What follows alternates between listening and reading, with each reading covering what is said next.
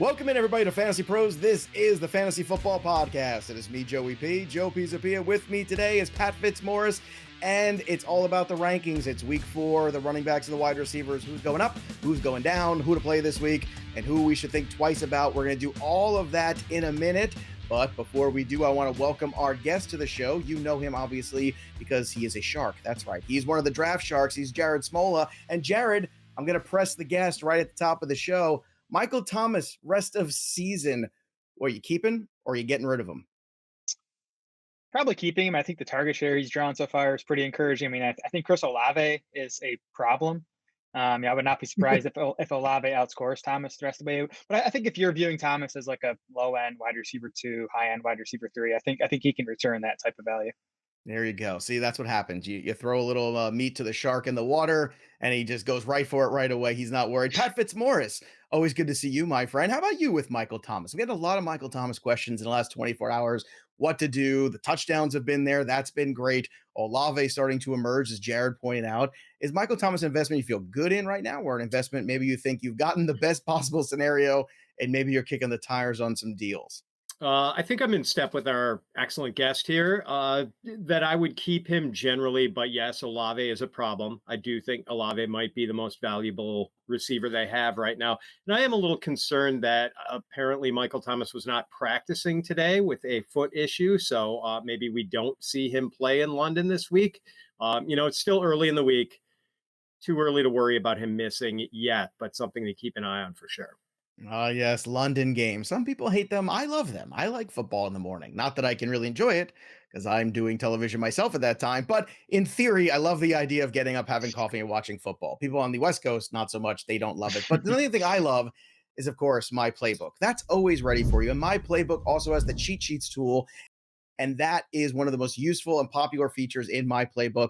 Just sync your league today and you get instant waiver wire lineup advice, and you can combine your favorite experts. Pat Fitzmaurice probably is your favorite. No offense taken. You take all your favorite experts, you put them into a cheat sheet for the rest of the season, dynasty rankings. It doesn't matter. We've got all those rankings, and you can get them in one customizable, beautiful cheat sheet. Rankings for all the positions that are conveniently shown on the same page, and there's no need to like toggle back and forth or any of that nonsense. And to make it even better, the cheat sheets tool is free. It's free. It's amazing. Go check it out. My Playbook cheat sheets over at fantasypros.com/myplaybook. Now we're going to get into the ranks, and we're going to talk about some opinions on the different side of the fence. Some of these guys that the fellas have ranked today, there's a gap in between. We'll see if we can maybe meet in the middle here, or maybe not. Who knows? Let the debate begin. And let's start with a very popular waiver wire bid. Kahlil Herbert, running back of the Bears. Now, Montgomery's still day-to-day, quote-unquote. Pat, you've got him at RB 13. Our guest Jared has him at 18. ECR, even lower at 19. So, Pat, you have him at 13. Let's talk about your feelings about Kahlil Herbert as of Wednesday. So clearly this is based for me on the assumption that David Montgomery is not going to play. And maybe the ECR moves toward me a little bit. Maybe Jared moves toward me a little bit if we know definitively that Montgomery... You got to make a convincing argument. I can already tell by his face he's unsure. Yeah, so this season the Bears have run the ball on 65.4% of their offensive snaps. They are making, Big Ten teams look like wide open offenses here. The Giants, their opponent this week, are giving up 5.6 yards per carry to opposing running backs, and they're 28th in the league right now in run defense DVOA. So this is a good matchup with a team that clearly is all about running the ball. So it sets up very well. And as our friend Ian Hartitz of PFF posted the other day, Herbert's good, man. Since the start of 2021, he has bested David Montgomery in terms of yards per carry, yards after contact per carry, missed tackles forced per carry, and PFF rush grade. So there's reason to believe he is every bit David Montgomery's equal, if not perhaps even a better runner than Montgomery. So, run heavy game script, good player, bad run defense. I think it all points toward a pretty good week for Kahlil Herbert. And I think if you picked him up on waivers this week, you want to jam him into your starting lineup.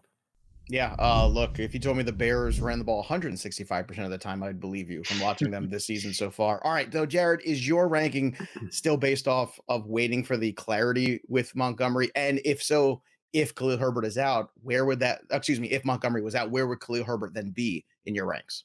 No, my ranking assumes that Montgomery is out. Okay. And so I agree with Pat on a lot of things. Like I think most fantasy teams are going to be starting Kahlil Herbert this week, unless you're loaded at running back. I mean, an RB18 ranking for me, it's a mid-range RB2. My two issues, and I also agree with Pat. I think Herbert's a better runner than Montgomery. I think Montgomery's good. I do think Herbert's a better runner. My two concerns are, one, just a lack of belief in the Bears offense as a whole. I mean, they have an 18-point implied total this week. That's second lowest only to your New England Patriots, who are at like 15 points or something with Brian Hoyer under center. So I want Bailey Zappi. I'm team Zappi all the way, baby. I want to see the 62 touchdowns. Let's go. Exactly. I mean, we know what Hoyer is, but right. Yeah. So that's the first issue. Like, are the Bears going to be able to move the ball? Are they going to score touchdowns? And then the second thing, where I think Herbert falls short of Montgomery, is in the passing game. I think Montgomery's good there. I'm not sure Herbert is. Even in the 4 games last year where Herbert got a heavy workload, he saw just 10 targets combined in those 4 games. And with the Bears going so run heavy, like that hurts Herbert's target projection too. So I only have him for like, a catch or a catch and a half in this game, which sort of hurts his final spot in the ranks. All right, let's move on to the next guy that Pat likes more than Jared. Devin Singletary. Pat, you've got him at RB23. Jared's got him at RB32. Consensus a little closer to Jared here at 28 overall. So let's talk about Devin Singletary because, clearly last week was not the best version of the Buffalo Bills. A lot of injuries on the defensive side, but Singletary still, it seems like he's viable as at least an RB2 range guy. So talk to me about your feelings about Devin Singletary this week. Yeah, I'm already waving the white flag on this one, Joe. I've dropped him to running back 27. And if I recall correctly, Jared, are you a Bills fan? I'm from Western New York, so I don't really I don't really cheer for any team at this point. I'm all fantasy, but yeah, I like to see the Bills do well. Yeah, so you are then dialed into the Bills, and I should probably bow to your knowledge of the Buffalo offense. I wouldn't say that. But like I think I should probably realize the same thing that kind of put me off James Cook in the preseason when a lot of people were on to him, just that Josh Allen cannibalizes the value of his running backs. I mean, he runs the ball himself. He doesn't really dump off that often. We have seen, he did see 11 targets last week, Pat. That was kind of eye-popping. That was a career high, and I don't think he had even seen double digits. I think his previous high was like 8 targets in a single game for his career. So that was kind of an anomaly. He did catch 9 of them, which I thought was impressive. Yeah, definitely. And it's intriguing because he's going against a Ravens defense that has so far allowed 25 receptions to running back. So if this was a team that, that was kind of their MO, throw to their backs a lot, maybe I'd be buying it and bumping Singletary up instead of moving him down. But the fact that he has played 63% of their offensive snaps so far and still has not seen double-digit carries in a single game, I mean, that's kind of reason to wonder about him. Yes, he might be the 1A in this committee or, maybe even the clear lead, but that doesn't necessarily mean a lot. I mean, this is a team that's won in blowout fashion twice in 3 games. And Singletary still hasn't been able to get double-digit carries. So, like the fact that he's in a good offense, like the fact that they used him a little in the passing game last week, but I think you have to be kind of cautious with him. Well, Jared, there's one way to settle the question about your fandom. Have you ever been put through a table? Because if the answer is no, I haven't, but I put someone through a table. No, it doesn't count. You have to be put through a table to be a real Bills fan. I think that's the criteria. I'm too old for that. All right, let's talk to you about Singletary. What are your thoughts on him heading into this week? We saw a lot of target volume last week. As Pat pointed out, kind of an anomaly when you look at the historical record. But is that something in his game maybe the Bills are trying to unlock here going forward? Well, I think the 11 targets are an anomaly because the Bills ran 90 offensive plays last week. That's like a game and a half worth of offensive plays. Josh Allen threw it 63 times. That's like a game and a half's worth of pass attempts. Now, Singletary saw a 17% target share last week. If he can stay anywhere close to that, he'll be getting 5-6 targets a game, which would be awesome. I don't expect him to stay up in that target share range, though. He saw 7% target share over Buffalo's first 2 games. So I'm just trusting the first 2 games more than what we saw in week 3. And I think, again, in half PPR, which is what we're talking here, like to me, he's like a lower end RB3. If you're talking full PPR, he gains a little bit of value. But yeah, I'm just not believing in what we saw last week from Singletary. All right, let's move on to the next guy that Pat is high on. It is Dameon Pierce, RB16 after a good showing last week.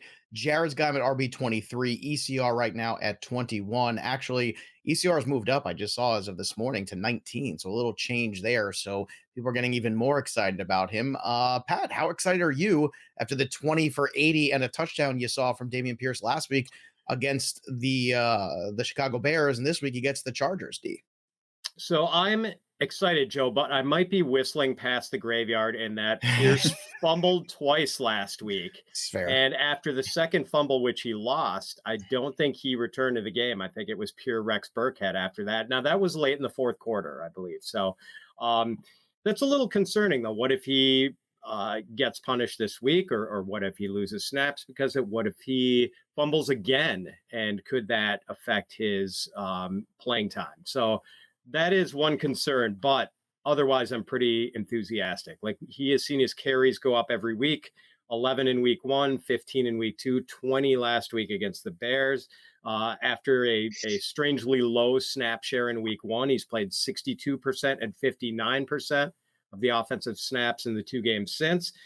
And the Chargers are bad against the run. I mean, they were one of 3 teams in the NFL that gave up more than 2,000 rushing yards to opposing running backs last year. And right now they're giving up 20.7 fantasy points per game to opposing RBs. So, I mean, the fumble thing could derail this all. But I like this matchup.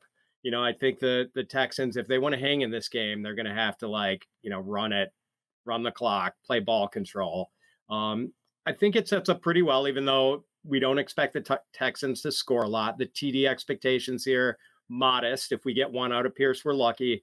But, I think it sets up well for a good workload if he can hang on to the freaking ball, Joe.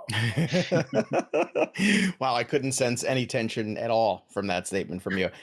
Jared, your thoughts on Pierce here, because as far as I'm concerned, there's no reason to ever pivot off this guy. This is the dude that is your future there at the position. So let him learn on the job. The Texans aren't going to be making any playoff runs anytime soon. So Yeah. Do you think that this fumble concern is something that fantasy managers should be concerned about? I'm not too worried about it. It's not factored into my projections this week. I do think he's going to remain the lead ball carrier there. My concerns are, we have the Texans 5-point underdogs in this game, where I liked Pierce a lot last week because we thought they could keep that game against the Bears close, and they did. And that's why Pierce was able to get 20 carries. If they fall behind the Chargers, and that's in question, honestly, after what we saw from the Chargers last week and Herbert being all banged up, maybe Houston can keep this game close. But if they fall behind, I still think we're going to see Rex Burkhead get more snaps than we'd like to see. He's still the one playing on primary passing downs. And really, if you look at the Chargers and what they've allowed to, running back so far, as fantasy production goes, a lot of it has been in the passing game. The Chargers have allowed the 6th most running back receiving yards and the most running back receiving touchdowns. So I don't think this matchup is as good for Pierce as it looks on paper, because I think, it's the passing game where running backs are doing damage. And I still think Burkhead is going to get most of that work. All right, let's switch gears here, flip the script, and let's talk about guys that Jared likes more than Pat for a change, something different. Jared, we're going to start with Josh Jacobs. You've got it RB16 this week. Pat's got him all the way down at 25, which is where ECR is at 24. So why so high this week on Josh Jacobs for you? Is it just this matchup against Denver or something else you saw last week? Well, the matchup's actually tough. Denver's 8th in adjusted fantasy points allowed to running back so far. So don't love that. I just think Jacobs has underachieved versus usage so far. I mean, he's played 66% of the Raiders snaps. He's handled 79% of the Raiders carries. He has 42 total carries. That's 13th most in the NFL. So the rushing volume has been there. He's seen only 8 targets, 6.5% target share. That's not ideal, but he's run a pass route on 46% of the pass plays. That's a decent number. I think if that continues, the target share will climb at least a little bit. He just hasn't found the end zone yet. That's kind of why he's disappointed in fantasy. So I just still kind of generally view him as like a mid-range, lower end RB2. So that's kind of how I'm ranking him this week. Again, the matchup's tough, but at least the Raiders are 2.5-point home favorites. So game flow shouldn't work against Jacobs. They should be able to get him the ball, 15 to 20 times. No touchdowns on the year yet for Jacobs. Also, he only had 2 targets and 2 receptions in the first 2 games. Last week, though, it spiked up to 5 receptions on 6 targets.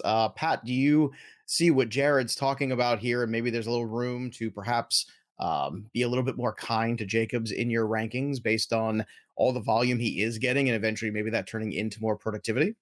Yeah, I mean, a big part of it is his usage in the passing game, and I think Jared sees the glass half full there, and I may be looking at it a little more half empty. With, as you mentioned, Joe, 1 target in each of the first 2 games. So he is running a lot of routes, as Jared points out, but like until last week, that really didn't amount to anything. Yeah, he hasn't found the end zone yet, and he's going up against a defense that has not given up a touchdown to a running back yet this season. I mean, Jared alluded to how difficult a matchup this is. The Broncos are averaging, they're giving up fewer than 10 fantasy points a game to opposing running backs. Part of that is not allowing a touchdown, but they are 8th in DVOA against the run. They've only allowed 9 catches to opposing running backs so far this season.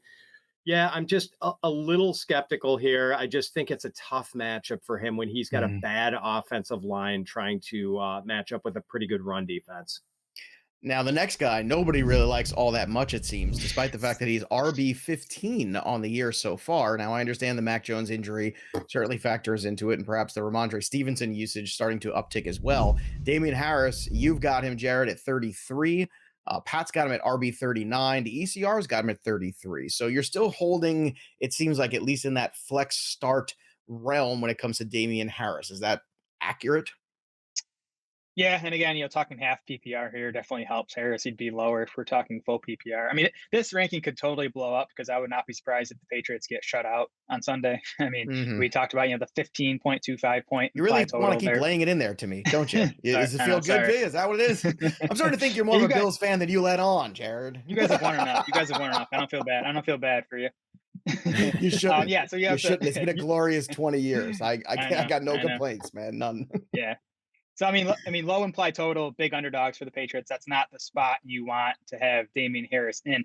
But the interesting thing about this matchup is, I mean, first of all, the Patriots are first in Football Outsiders rush offense DVOA through 3 weeks. The Packers are dead last in Football Outsiders run defense DVOA. So that's a mismatch. Now, Green Bay should load up the box and prevent the running game from beating them. We'll see if they do. But I do see some upside in the matchup if New England can keep it, close enough to, get Harris the ball 12 to 15 times. All right, Pat, what are your thoughts on Harris? Obviously, your expectations are lower. Do you think it's too low at this point, or is he somebody that you would still start if you had to this week?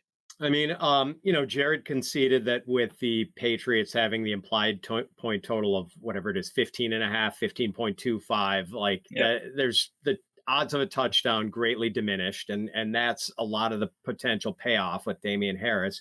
Like he hasn't topped 40% of the offensive snaps in any game this year. And we've seen Ramondre Stevenson have a 62% snap share in each of the last 2 games. So things seem to be shifting against Harris in this backfield.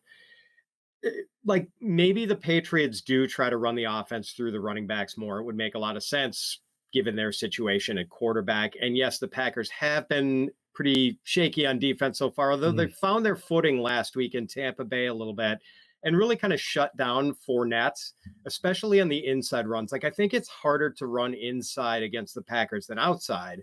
And we know Harris is generally more of a between the tackles type guy, and that's going to run him right into Kenny Clark, who I think is like PFF's 6th highest graded defensive lineman right now, and Devondre Campbell. So, I don't think it's a good matchup. I don't think he has a great chance of scoring a touchdown. And, we've seen him lose work to Ramondre Stevenson. Surprisingly, he does have 2 catches in every game this season, but he's averaging 3.9 yards per target. So, not doing a whole lot with those catches. All right, before we get to the last guy here, I want to talk about all those fantasy sports fans out there. And, sometimes our love of sports goes a little deeper into other things. What if you caught a break with the potential to net you thousands of dollars with less than $100 investment? Well, we've got great news because breaksofgod.com is the place to catch that break. Breaks of God is the latest sports card collecting trend to catch fire, and it's how sports card collectors of all ages are building high value card collections without huge investments or risk. It has quickly become a popular and economic way for sports fans to potentially get high value or rare cards without having to buy an expensive box or case themselves. From football to baseball and everything in between, there are many slot options available for under $100, so you can get in on the big money action with Breaks of God Breaks.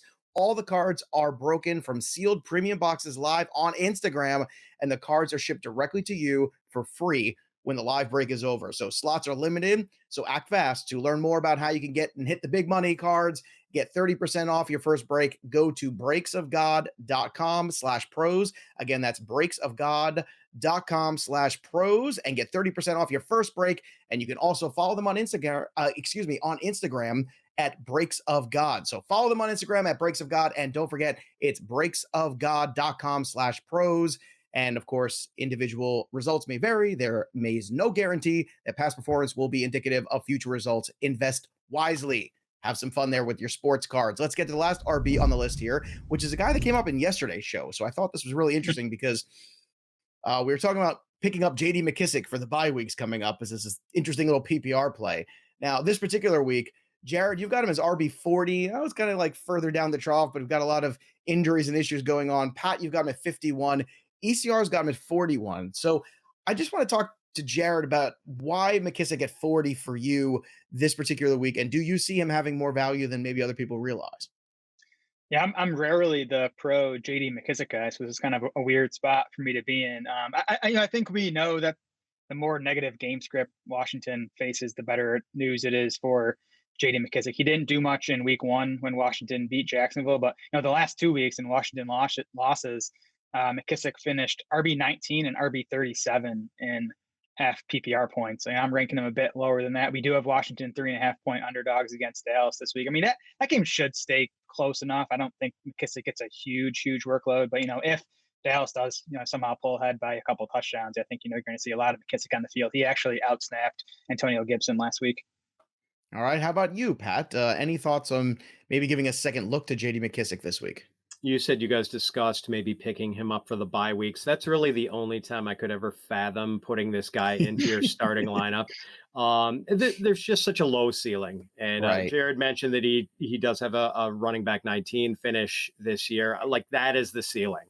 That is the absolute ceiling, I think, for JD McKissic. Because, he's not going to score any touchdowns. He's not going to do anything as a runner. It's just those, empty calorie PPR points that he could possibly get you. And, you have to be really desperate at running back to go for that. And if I were doing there's a lot of people that are really desperate. So there are. And if I were doing, projections and putting a median projection down for McKissic, maybe that does come out to something closer to the ECR, mid-range running back 4, running back and 40 or 10 whatever points or something. Yeah, but because I do it more along the lines of would I start this guy over this guy and just look at it, purely his value as a potential starter. I think it's lower because of that terrible ceiling. And Dallas has so far faced Leonard Fournette, Joe Mixon, and Saquon Barkley, 3 dudes who can catch passes, and they have given up 13 catches for 102 yards so far through 3 games. So it's a pretty tough matchup. Maybe, and as Jared said, maybe this winds up being kind of a close game, which certainly isn't that great for McKissic. I don't know if Dallas can really boat race anyone with Cooper Rush at quarterback. So yeah, I'm just not into McKissic at all. Let's take a quick break in the action to tell you about our giveaway, because we are giving away a Jalen Hurts autographed jersey. There's not too many days left in September, so get on it. FantasyPros.com/contest. Thanks to our good friends at Pristine Auction. We're giving this jersey away. Could be yours. What you do is you go and you drop a 5-star review of the show wherever you get your podcast. Go to Apple Podcasts. Go do that. That's the best one. Drop a 5-star review. That's an entry. Go to fantasypros.com/contest and enter. It's as simple as that. And don't forget, you could also go follow us on our social media platforms, on Twitter, on Instagram, on TikTok. All of those will get you an entry as well. The more entries, the better chance you have to win that Hurts jersey. So go and get it done. Again, fantasypros.com/contest is the place to make it happen.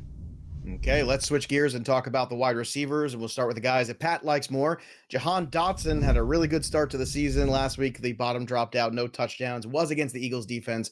Pat, you've got him still ranked at wide receiver 40. ECR's got him at 44. Jared has him at 53, so he is sour. So let's start with the sweet. Why should people still be sweet on Jahan Dotson this week? He's played 91% of the offensive snaps for Washington, which is a higher snap share actually than Terry McLaurin or Curtis Samuel. Only 2 catches for 10 yards last week, but he did have a season high 8 targets. Missed a couple of deep shots with he and Carson Wentz not being able to connect. Only 18 targets so far this season, but these are high value targets. He's got an average depth of target of 13.6 yards. And, he scored 3 touchdowns. I think he's a good player. And I know it's tricky every week with 3 very capable wide receivers in Washington. McLaurin, probably still the ace of this group, and Samuel, who gets a lot of targets, although they're, less valuable targets with him being more of a short area receiver. At wide receiver 40, I by no means consider him to be a must start, but I think he has shown us enough so far where he at least warrants consideration depending on what your circumstances are at the position. All right, Jared, I know a little touchdown dependent, but Pat's also pointing out he's on the field quite a bit. Is that enough to maybe bump Dotson up your rankings a little bit? Yeah, you like the playing time, but I do think, those 3 touchdowns have really boosted his fantasy production and kind of how we're looking at him at this point. Dotson is tied for just 42nd among wide receivers in targets so far. And that's despite Washington ranking 4th in pass attempts. So Dotson's seen just a 14% target share. That's a tough number to live on. And this is a tough matchup too. Dallas 5th in adjusted fantasy points allowed to wide receivers. I mean, we know they have the great pass rush. I just think it's going to be a tough game in general for that Washington passing game against Dallas. Okay, on to the next one here. Darnell Mooney. Oh, this has been tough, man. Wide receiver 43, Pat, you've got him. You're still, I think, trying to give him some kind of benefit of the doubt, but it's just nothing but doubt right now. Jared is done. Jared is over it. He is so done with Darnell Mooney. Wide receiver 58. ECR is trying to meet you guys in the middle at wide receiver 50 and bring everybody back together for a little kumbaya session. But Pat, talk to me about Darnell Mooney here, because everyone seems to have lost faith, and rightfully so. You mentioned 65% of the time they're running the football. That doesn't leave a whole lot there for Darnell Mooney. Jared, how can you turn your back on a guy with a robust 25% target share, which means 11 targets on the Bears? What is it? How many is that on the year altogether? 11 on 44 pass attempts on the season. Wow. Yeah, I mean, it has been just hideous so far. Mooney investors, I mean, a lot of them have just walked away, and I know Mooney was among the most dropped players this past week. If Bears offensive coordinator Luke Getsy decides to bring his offense out of the leather helmet era of football and actually throw the ball, which, you figure he might need to, since the Bears are pretty much underdogs every game they're going to be in, except last week at home against Houston. It could potentially work. Mooney's got an average depth of target of 13 yards. These are high value targets. We know Justin Fields is a pretty good thrower of the deep ball. PFF has the Giants graded 21st in pass coverage. It could work if Fields throws 30 passes like a normal quarterback, but unfortunately we haven't seen much indication that's going to be the case. Yeah, it's funny, on fantasypros.com, I'm looking at Darnell Mooney, and, next to efficiency, it has these grades: average, great, awful. That's literally the word that is on there for Darnell Mooney. And I feel sad for Darnell Mooney because I like the player, but it's a tough situation here. So, Jared, you seem to be on the other side. You're the guy dropping him. You're saying you're done. Is there any way that this can turn around here for Darnell Mooney? I mean, all he needs is the Bears to throw more. I don't think it's going to happen this week because they're playing the Giants. I don't think the Giants are going to force the Bears to, go super pass heavy. And this run heavy stuff from Chicago, it's all by design. If you look at neutral pass rate, if you look at pass rate over expected, like they're dead last by a wide margin, and all that stuff. So they want to go super run heavy. And Chicago's also dead last in Football Outsiders pass offense DVOA. So even when they have thrown the ball, they haven't been good. So maybe they shouldn't be throwing much more because they're not good when they do. So I don't see the volume coming for Mooney to pay off this week. Next guy on the list here, and the last guy that Pat is higher on, Mecole Hardman. You've got him at wide receiver 53, so potentially a deeper league flex guy. Not so much for Jared, wide receiver 70, not so much for ECR 68. So, what is the thought process here? Because I know it's been sort of a difficult road so far for Patrick Mahomes trying to figure out who the go-to person is in this offense, and maybe there isn't going to be one outside of Travis Kelce at this point. But tell me about Mecole Hardman this week in this matchup here, and why you have him at wide receiver 53 still, Pat. Yeah, this one is just so much more narrative driven for me than numbers driven, Joe. It's just my wishful thinking, maybe, that this is clearly the fastest wide receiver in an offense that is trying to replace Tyreek Hill, and that the fact that Hardman saw a 68% snap share last week, which wasn't really that far behind Juju Smith-Schuster and Marquez Valdez-Scantling. But I mean, he's only commanded 11 targets so far this season on 113 total snaps. That's not ideal. But this is a dude who's averaged 9.4 yards per target for his career. And for this season, he's at 6.1. So I think there are going to be some big plays hitting eventually. I mean, I'm not saying he is anything close to a one-for-one Tyreek Hill replacement. We know that's not the case. We know this guy's been a tease for most of his career. But he's a guy I would consider, like, in a deeper league, a 14-teamer where you have to start 3 wideouts. He might be a guy who would be in play for me just because the possibility of a splash play is always there. Now, Jared, you're really not into Mecole Hardman, so I'm going to ask you another question. What is the answer here for the Chiefs offense at this point? Should they be trying to get Sky Moore more involved? Should they be trying to funnel a ball to Juju Smith-Schuster, or do they just simply not have the answer on this roster right now? Yeah, I think they better hope the answer is Sky Moore, because I don't think it's Mecole Hardman or Marquez Valdez-Scantling. I mean, I haven't been a Hardman fan since the second the Chiefs drafted him, and nothing I've seen over the past 3 years has changed my mind on that. Marquez Valdez-Scantling, he's the same guy in Kansas City as he was in Green Bay. He has like a 15% target share through 3 games. That was like his high point in Green Bay, for 4 years, however long he was there. So he's just not a target earner. He can't be a primary part of your passing game. So again, they better hope Juju can get going, and then I think they got to hope Sky Moore is ready. I think the Chiefs' plan for Sky Moore was for him to be like a 2023 guy, but I think they need him this year, so hopefully he can contribute. I keep my fingers crossed. I keep saying it. This year's Amon-Ra St. Brown, second half, just like last year. Maybe that'd be nice. That's why I refuse to drop him like I did Amon-Ra last year. So mad, still bitter, but you can't tell, right? No, not at all. All right, let's go to some guys that Jared likes more. Brandin Cooks, you've got him at wide receiver 23. The volume's been there. ECR's got him at 22. Pat's got him at 31, though, so he is not feeling this as much. So you seem a little uneasy here about Cooks. Tell me why. You've got this ranking. You're not believing in the Cooks or believing in the ranking? I love Brandin Cooks. I mean, I think he's been underrated his entire career. He ends up on a lot of my teams. I play him in DFS all the time. It's been super frustrating to start the season for Cooks. I mean, Cooks is the biggest underachiever at wide receiver so far in terms of his usage versus actual fantasy production. He has 29 targets already. That's 13th most among wide receivers, a 27% target share, but he has a 45% catch rate and 5.4 yards per target. Last year, he was at a 67% catch rate, 7.7 yards per target. And last year, he was even better with Davis Mills than in his other games. With Davis Mills last year, Cooks caught 73% of his targets and averaged 7.9 yards per target. So this efficiency has to come up. I mean, Cooks has been a good player for like 6-7 years now. Like, he's not going to stay at these levels of efficiency. So I'm just going to, keep betting on that volume and that the efficiency climbs. Now, I do still think he can be like a wide receiver 2 for fantasy teams. All right. Pat, your thoughts this week for Brandin Cooks? I mean, you still got him as a start. You've got him as a wide receiver 3 still. Clearly, your expectations have been lowered, which is fair. But will your expectations get much higher, let's say, if he gets dealt to another team at some point this season?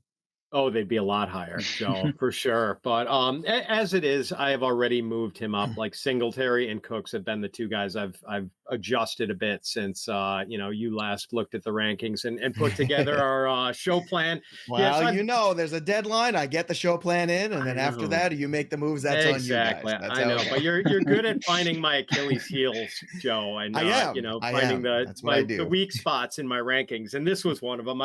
I've moved him up to wide receiver 27. And as Jared said, like he's getting the targets. He's been good. What did you say it was, Jared? 6.1 yards per target so far for Cooks. Is that Not it? even. Under 5.4. Oh, geez. And like his career average is what, 9.4? So, I mean, there is due to be a reckoning there. Like he's going to make some plays. Too good to just completely be buried. And like, I don't think Davis Mills is a terrible quarterback. Like, not a great quarterback by any means, but not terrible. And that catch rate, the yards per target, the numbers have got to go up eventually. So I think you just keep throwing him into your lineup. I want everyone to know I tried really hard to do a show here today without talking about Allen Robinson in the rankings, but here we are. We came here anyway because we have to, because it's something that the people need to understand and know. Jared's got him as wide receiver 39. So right on that fringe, he's in that, okay, you flex him, but you don't feel great about it. ECR's got him at 41. Pat's got him at 47. So Pat is much lower here on Allen Robinson. Jared, the floor is yours first here with Allen Robinson. Your expectations for him this week against San Francisco. Yeah, I don't know how I ended up as the high guy on Allen Robinson. Kind of not a place I want to be. I kind of do think he's washed. I mean, what we saw in Chicago last year and then what we've seen through the first 3 weeks, like he's really not a guy I want to be betting on. Maybe I'll end up lowering him in the rankings. It's a tough matchup too against San Francisco. I get, the good news with Robinson, he's still a full-time player. He's running a pass route on almost every single pass play. And then he did set a season high last week with a 20% target share. He's gone from 5% in week 1 to 14% in week 2 to 20% in week 3. I mean, if he can stay, between 15 and 20% in this offense, he'll be fantasy relevant. But again, not a guy I'm super confident in. All right. Maybe I'm being cheeky here. I don't know. But what do you think, Pat Fitzmaurice? Who do you think finishes higher this year, Allen Robinson or Ben Skowronek? Yeah. Ben Skowronek has 13 targets and Allen Robinson has 12 right now. That's why I asked the question. One's wide receiver 66 on the year so far. And where's Benny Boy? I got to find him. Well, God, you talk while I find Benny Boy's number. Yeah, I mean, I would say Allen Robinson, but I would not say that with any degree of confidence. And, Jared talked about the possibility that A-Rob is just washed. Like if we were bringing evidence for Allen Robinson being washed to a district attorney, like I think the DA would have enough to bring charges right now. Like he's Mr. Calisthenics out there. 12 targets on 166 snaps this year. That's just ridiculous. An 11.9% target share. And we know he's not going to out target Cooper Kupp, but when you're getting out targeted by Tyler Higbee 2-1 and being out targeted by Ben Skowronek, like that's just bad. Who's, by the way, wide receiver 74 on the year, so there's only a few spots between them. Yeah, and are we going to really get his season breakout against a 49ers defense that through 3 weeks has the highest PFF coverage grade in the NFL and is 5th in DVOA against the pass? I kind of doubt it. I got to tell you, do you think that Odell Beckham comes back to the Rams? Do you think Odell Beckham goes to Green Bay Packers or other? I think the Rams would probably be motivated to take him back. That's what I'm starting to come back and play in December. Yeah. How about you, Jared? I was thinking Packers all the way, but now after these first few weeks, I'm starting to think maybe reuniting with the Rams makes more sense for everybody.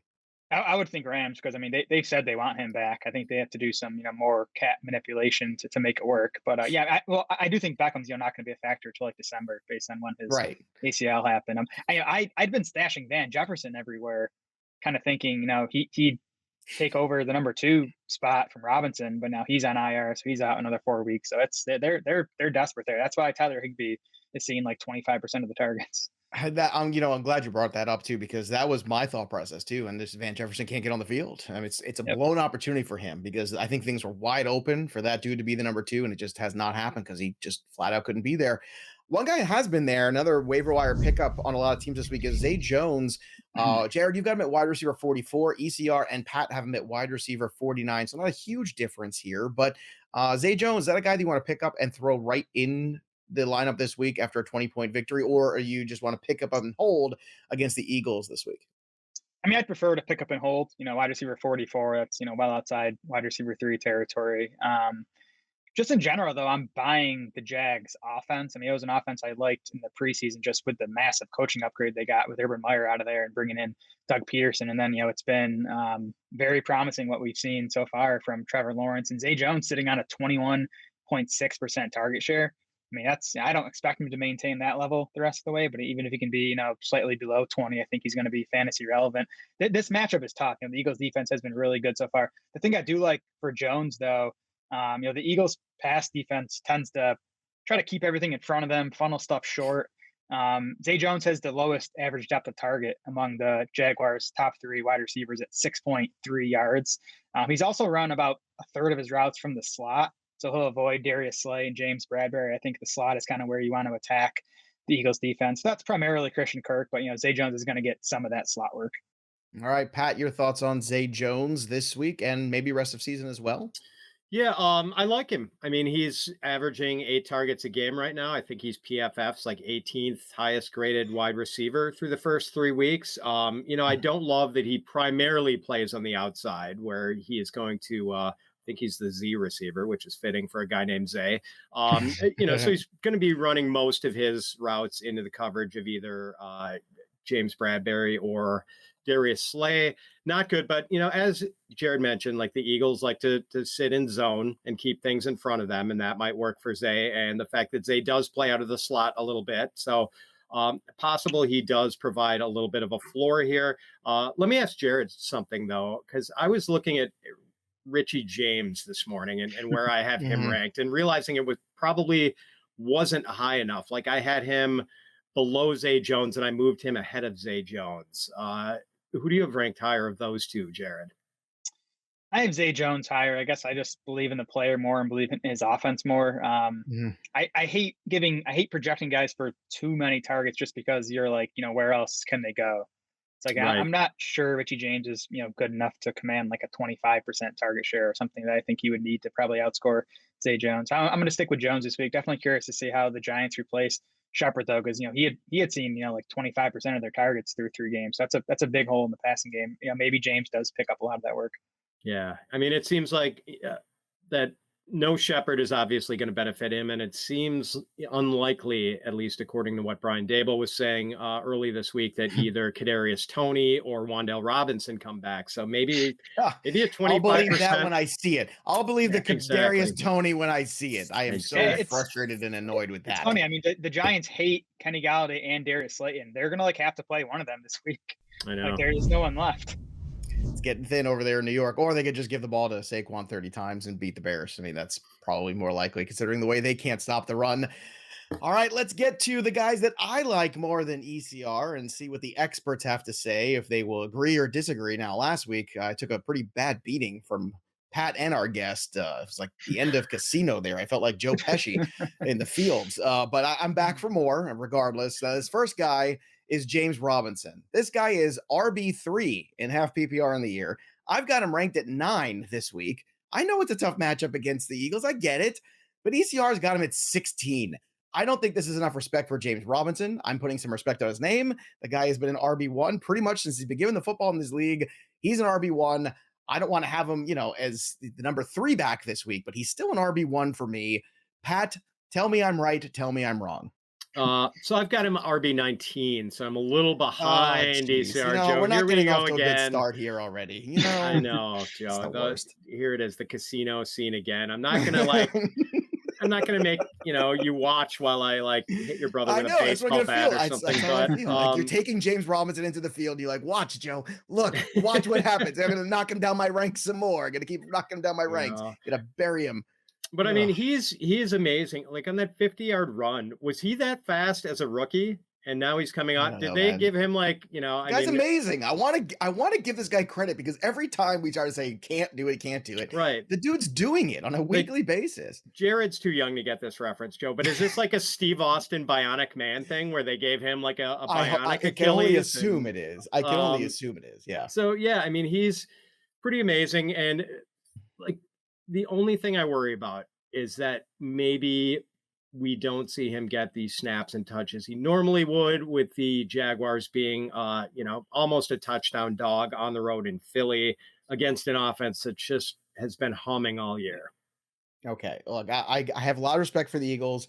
This ranking of mine has nothing to do with the Eagles. It has to do with James Robinson.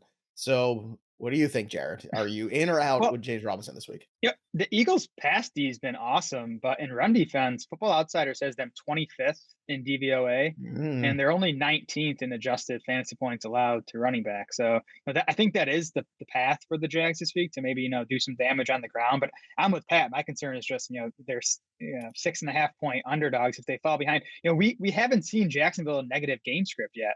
As crazy as it is to say, I mean, it was a close game the against dominant Washington. Jaguars, yeah. Close game against Washington week 1. They crushed the Colts and then they crushed the Chargers. So we haven't seen what the backfield's going to look like if they do fall behind by a couple scores. All right. Fair enough, guys. Fair enough. We'll see at the end of the week. Let's say in that same game, Miles Sanders, I've got him ranked as RB 13. ECR's got him at 18. So not quite huge a gap as the last one was +7. This is +5 difference. But Jared, let's talk about Miles Sanders in this week on the other side of this football game. What are your expectations from him? He's been pretty solid all year. Does that continue this week against the Jags? Well, I'm glad I have a chance to talk about the Jaguars defense because it has been awesome for 3 weeks, and they have a lot of good, young, talented players there. So it's not a major surprise. But Football Outsiders has them as the best run defense in the NFL through 3 weeks. They're 4th in adjusted fantasy points allowed to running backs. They've allowed 3.6 yards per carry to back so far. They faced Austin Eckler, Jonathan Taylor, and Antonio Gibson. So I'm kind of buying into that defense, and that's why I'm a bit lower on Miles Sanders this week.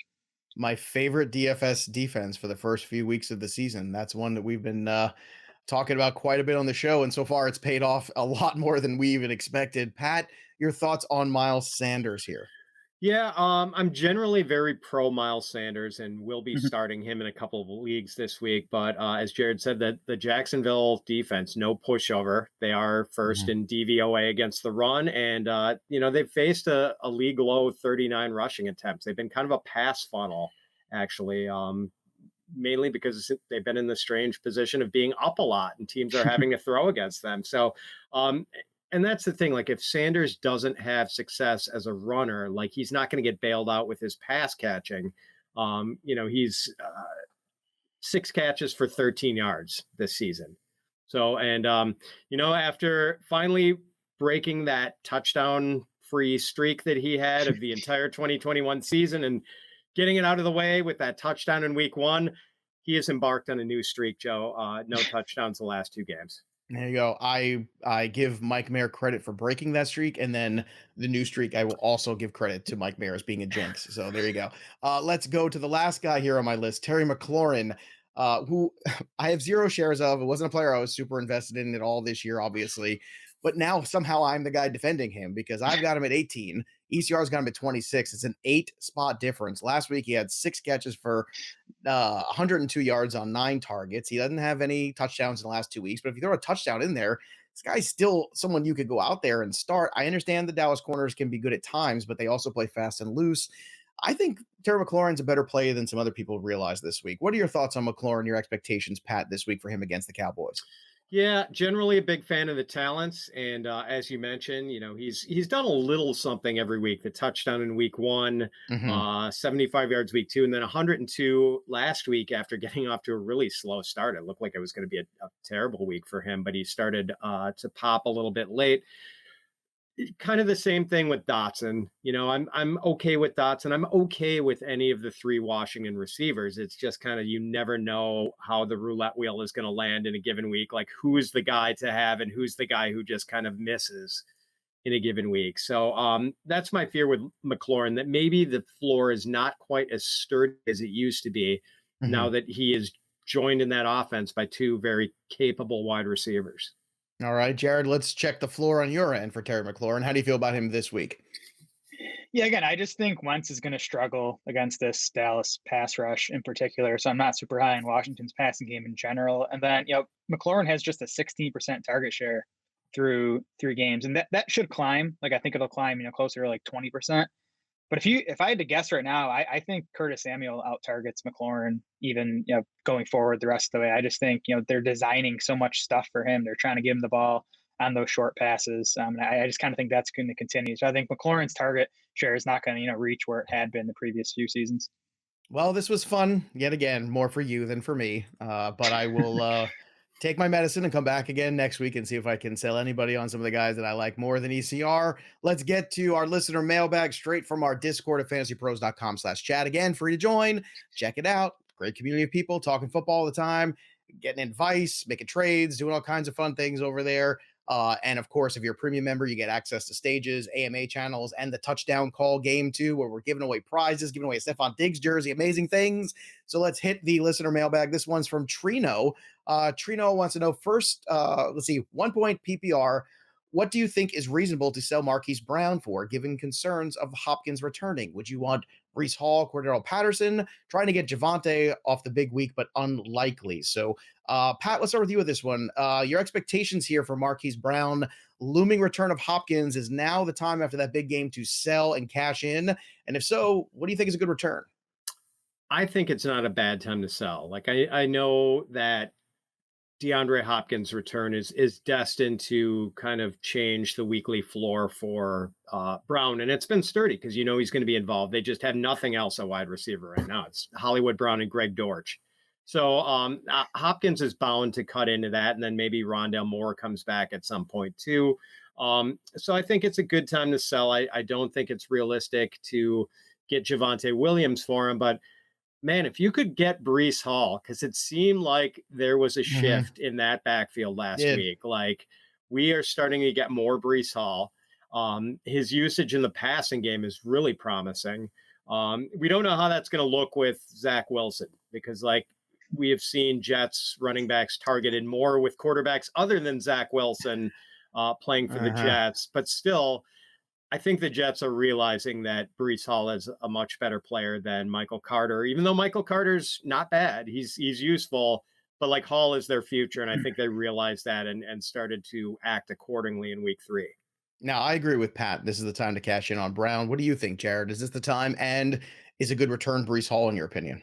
Yeah, Brown's not a must sell for me. I think he's going to be okay. My bigger concern with Brown, more so than Hopkins coming back, is just that Cardinals offense in general. I mean, everything has just looked so hard for Kyler Murray that the O-line is not holding up. So that's my concern for me. I would, I'd probably aim a bit higher than Breece Hall with Brown if I could. I probably would do the deal for Hall though, if you could get that. I would not do it for Patterson, who I think he's a sell high right now.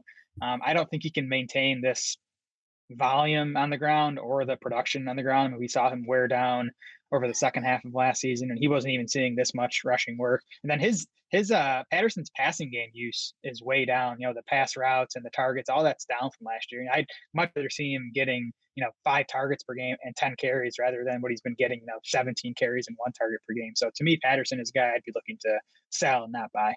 Okay, another thing too to remind everybody about, we're giving away a Jalen Hurts autographed jersey. Don't forget, thanks to our good friends at pristineauction.com. You can get that jersey. All you gotta do is go to fantasypros.com/contest. The way you can enter is by leaving a review of the show over there. Drop us a 5-star review on Apple Podcasts or wherever you get your pods. And of course, if you follow us on our social media platforms of Fantasy Pros, either on TikTok, Instagram, or the Twitter machine, those are also ways to get involved. So drop a review, follow us everywhere, go to fantasypros.com/contest, and that Jalen Hurts jersey can be yours. And don't forget about the amazing My Playbook cheat sheets. They're free. They're going to make your life a lot easier, especially if you're choosing the right expert. So choose wisely. Go check it out. fantasypros.com/myplaybook. I know we have a lot of premium feature tools, but this one's free. So this is how we loop you in with the amazing things. Check that out. And if you like what you see, maybe consider going premium as well at fantasypros.com/offers. It's always great to have Jared Smola on the show. You could follow him on the Twitter machine at Smola DS. Jared, thank you so much for joining us today and giving us your time. We appreciate your insights, despite the fact I'm the only one that really, really likes James Robinson here on the show, it seems like. That's fine. Everything's fine. But Jared, best of luck to you the rest of the year, my friend. It was great to have you today. Yeah, thanks for coming on. Looking forward to the Josh Jacobs touchdown this week. Yes, I would look forward to that as well. It'd be nice to see one of them at some point this year. Pat Fitzmaurice, great to have you. A little salty today. I love it. Fantastic. Make sure you follow us again on social media. Make sure you subscribe to our YouTube channel too. And we want to hear from you guys too. Who are you moving up and down your rankings? Drop those in the comments in the YouTube as well. That'll do it for us. But the story of the game goes on. For Jared and Pat, I'm Joey P. We'll see you next time, kids. Thanks for tuning in to the Fantasy Pros YouTube channel. Don't forget to check out our featured videos. And while you're at it, make sure to follow us on Instagram, Facebook, and Twitter at Fantasy Pros, so you can get the latest news and updates to give you the edge you need in your fantasy league.